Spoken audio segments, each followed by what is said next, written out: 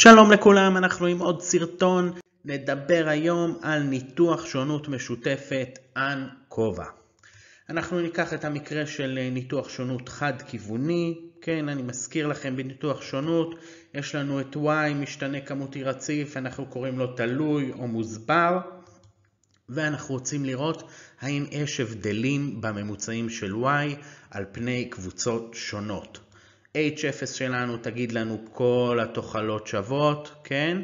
כל הממוצעים שווים, ו-H1 אחרת, כלומר יש לפחות קבוצה אחת שהממוצע שלה שונה באופן מובהק מהקבוצות האחרות. שוב תזכורת, בניתוח שונות, איך אנחנו בודקים את זה? אנחנו משווים את השונות בין הקבוצות לשונות בתוך הקבוצות, ואז היינו מסתכלים על הסטטיסטי F, שהוא המנה של השונויות האלה, ואם הוא גדול אז כנראה שבאמת יש לנו לפחות קבוצה אחת שהיא שונה. מי שצריך תזכורת, יש סרטון מיוחד על ניתוח שונות, ANOVA רגיל, חד כיווני או די כיווני, יותר ממוזמנים לראות, זה בהחלט תנאי מקדים לסרטון הזה. מה קורה לנו באנקובה? מה החידוש פה של הסרטון? שהרבה פעמים ההבדל הוא לא בעצם בגלל הקבוצות, אלא בגלל משתנה אחר שיש לו קורלציה חזקה עם ה-y שלנו. כן, יש לנו איזה מבלבל כזה.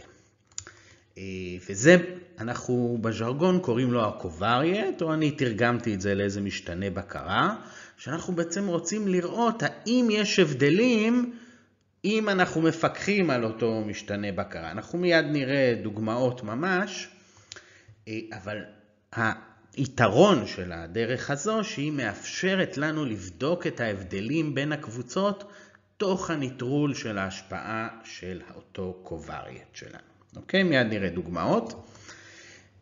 בעצם אנחנו מתקננים, כן, עוד דרך להסתכל על זה, זה אנחנו מתקננים כל קבוצה ככה שיהיה לה אותו ממוצע במשתנה בקרה. אוקיי?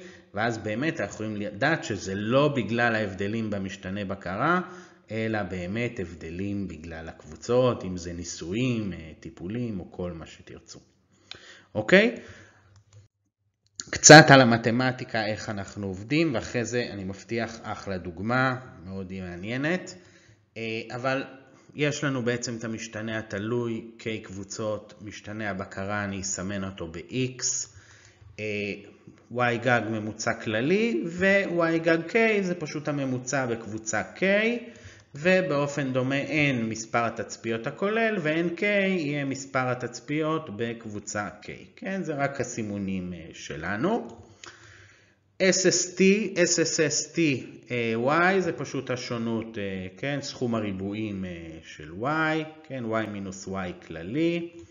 ואני מזכיר לכם, ה-within זה אנחנו לוקחים עוד פעם, עוברים על כל קבוצה וקבוצה וסוכמים את ריבועי הסטיות מהממוצע של הקבוצה, כן, מ-Y גג K. ויש לנו את ה-SSB שזה ההפרש של ממוצעי הקבוצות מה-Y הכללי, כן, ורצים על כל ה-K קבוצות, אוקיי? אז זה זהה גם לאנובה רגיל. אותו דבר, כן, באנקובה אנחנו נעשה את זה גם למשתנה בקרה, כן, נחשב גם את הסכום ריבועים SST של X, ובאופן דומה גם את ה-SS within של X, כן, גם X גג K זה הממוצע של X בקבוצה K,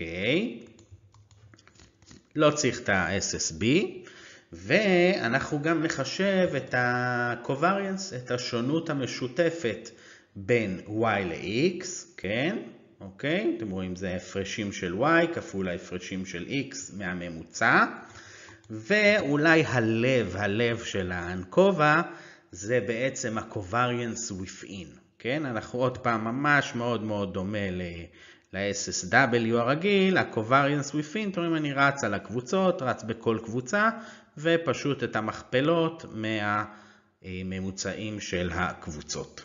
אוקיי?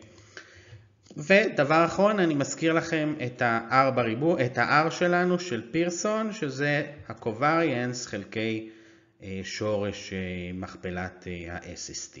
אוקיי? בואו נמשיך. עכשיו אנחנו מגיעים בעצם איך אנחנו מורידים מהניתוח השונות את ההשפעה של ה-X, כן? פעולת ה-adjusting, מה שנקרא בז'רגון. אז ככה, יש לנו SSY adjusted, זה שווה ל-SSTY, פחות SSTY כפול R פירסון בריבוע. אני מזכיר לכם מרגרסיה, מה זה ה-R בריבוע? זה אחוז השונות המוסברת. אוקיי, אז אני בעצם לוקח את Y, ואני מוריד את Y כפול אחוז השונות המוסברת של Y על ידי ה-X'ים. אז בעצם ניטרלתי את זה. כן, נשאר לי פה ב-adjusted רק את מה שלא מוסבר על ידי ה-X'ים. אוקיי? כן? זה ה-R שלנו, וה-R בריבוע, כן, זה שיש משתנה אחד, זה באמת יוצא אחוז השונות המוסברת. אוקיי? באופן דומה, אנחנו גם נחשב את ה-R within, כן? שזה בדיוק אותו דבר, רק שאנחנו לוקחים את ה-covariance within, כן, עם הנוסחאות של השקף הקודם. וגם פה, כן, ה-R בריבוע זה אחוז השונות המוסברת. וגם פה אנחנו בעצם עוד פעם נכפיל, רק פה עם ה-within, נכפיל עם ההסבר, אחוז השונות המוסברת של ה-within. אוקיי? אתם רואים יחסית פשוט, אבל מאוד הגיוני, כן? פשוט מנטרל את מה שהצלחתי להסביר על ידי ה-X'ים. אוקיי? על ידי המשתנה בקרה, ה-covariate שלנו. ובאופן דומה גם ה-SSB adjusted, פשוט מחסירים אחד מהשני, כי בעצם זה סכום ריבועים, אז זה מה שקורה מתמטית, ובסופו של דבר אנחנו גם מחלקים בדרגות החופש, כן, אז MSB, כן, חילקתי ב-K מינוס 1, ופה אתם רואים, זה כמו ניתוח שונות רגיל, אבל פה בניתוח שונות רגיל זה N מינוס K, פה צריך עוד אחד להוריד, בגלל שאנחנו עם ה-covariance, כן? בגלל כל העמידה פה, לא אכנס לזה יותר מדי. וגם פה יש לנו את ה-F הסטטיסטי שלנו, כן? היחס בין ה-adjusting, ואני משווה אותו לאיזשהו F קריטי, ואם הביטוי הזה גדול מה-F קריטי, אנחנו דוחים את H0, כלומר יש לנו איזושהי קבוצה, שהיא שונה משאר הקבוצות, וזה לא בגלל ההבדלים במשתנה בקרה, אוקיי? אז עד כאן נוסחאות, בואו נראה דוגמה נחמדה. אז דוגמה, במחקר מקיף לאמצעים אלטרנטיביים לטיפול בלחץ דם גבוה, נמצא שגידול כלב מוריד באופן מובהק את לחץ הדם. עם זאת, הועלתה השערה שיש משמעות לסוג הכלב, כן? מיד נראה את הסוגים.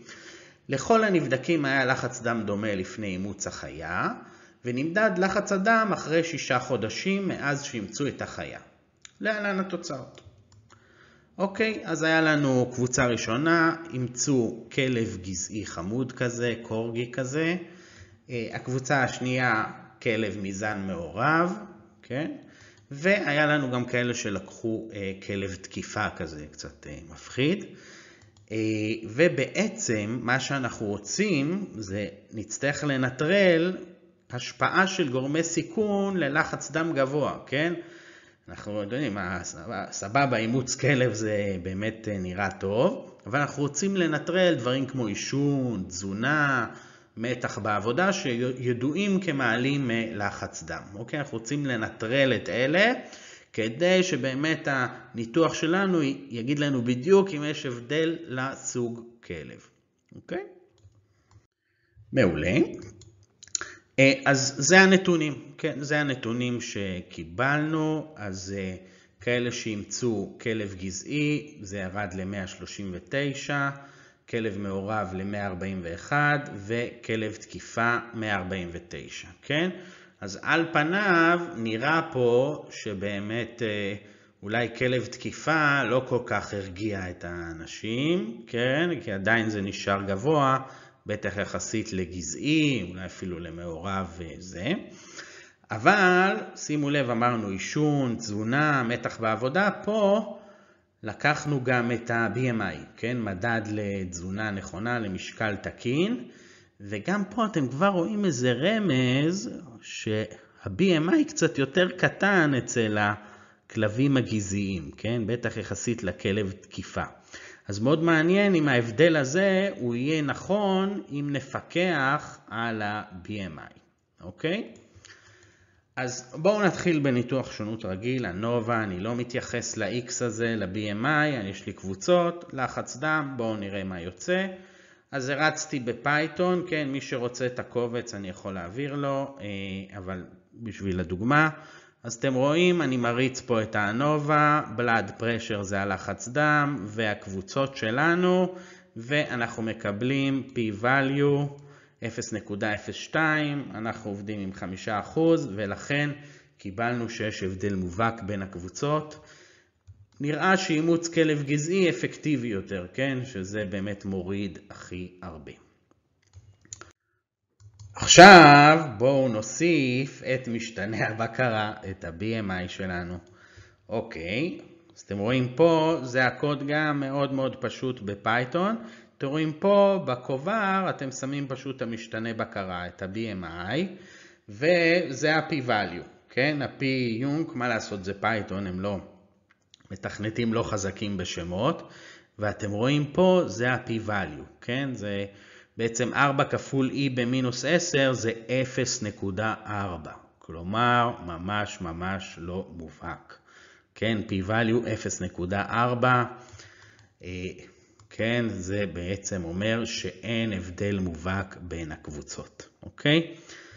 בעצם אומר שכל ההבדל נבע בגלל ה-BMI, ואם מפקחים על ה-BMI, אין הבדל בין הקבוצות. תאמצו איזה סוג כלב שבא לכם, מה שאתם אוהבים, זה יעזור לכם.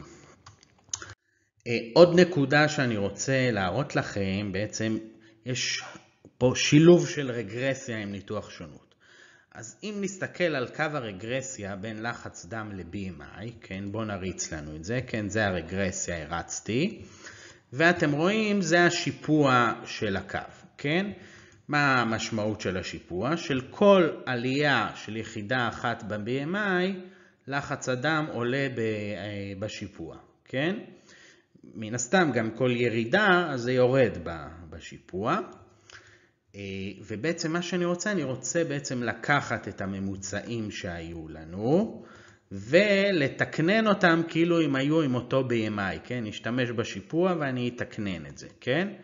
אני קודם כל יחשב BMI ממוצע כללי, כן? על פני כל הקבוצות, פה הם בגודל שווה, אז פשוט עשיתי ממוצע פשוט, אוקיי? אז זה ה-BMI הכללי, ופה פשוט ניקיתי את הדף, העתקתי את ה-BMI הכללי ואת שיפוע הקו, ומה שאני אעשה עכשיו, אני אחשב את ההפרש של כל קבוצה מהממוצע הכללי. אתם רואים, אז כאן אני עושה הממוצע הכללי תמיד פחות ה-BMI של הקבוצה, מקבל את ההבדל ב-BMI, ואז אני בעצם יכפיל את ההפרש הזה בלחץ דם.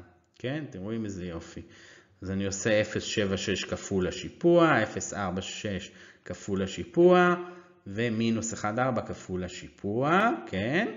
ועכשיו יש לי את הממוצע לחץ דם, אני אתקנן אותו, כן? יוסיף את מה שצריך כאן להוסיף, ואז תראו באמת איך זה יוצא, כמעט אותם ממוצעים. כמעט אותו דבר, וזה עוד דרך יפה לראות איך האנקובה, הפיקוח עם הקובריאנס, שם לנו, מתקנן לנו ומראה לנו את ההבדל האמיתי בין הממוצעים, אוקיי? אז כן, ראינו באמת לאחר התקנון כמעט ואין הבדל בין הממוצעים, איזה כלב שאתם אוהבים, אני אוהב את כולם, אבל מה שתרצו אין הבדל באמת ביניהם. תודה למי שצפה, אוהב אתכם, להתראות בסרטונים הבאים, ביי ביי.